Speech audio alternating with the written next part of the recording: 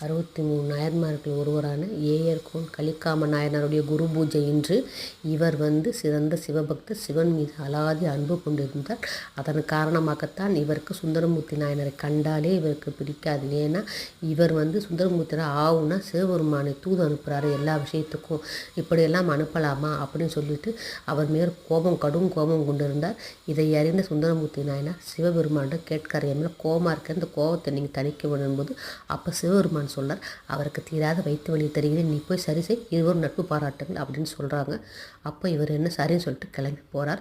அதுக்கு முன்னாடி அவருடைய கனவில் கலிகாமனர் கனவில் இந்த மாதிரி சுந்தரமூர்த்தி நாயனார் உன் வயிற்று வலி சரி செய்வார்னு சொல்லும்பொழுது இவர் நினைக்கிறார், என்னடா இது சிவபெருமான் சரி பண்ணாமல் அவர் நமக்கு பிடிக்காதவங்க சரி பண்ணுறாரா, அப்பேற்பட்ட உயிர் இந்த உடலில் இருக்கக்கூடாது சொல்லிட்டு அவர் வருவதற்கு முன்பே தன் வயிற்றை கிழித்து கொண்டு மாண்டு விடுகிறார். பின் சிவபெருமான் தரிசனம் தந்து உண்மையை உரைத்து இருவரும் நட்பாகிறார்கள்.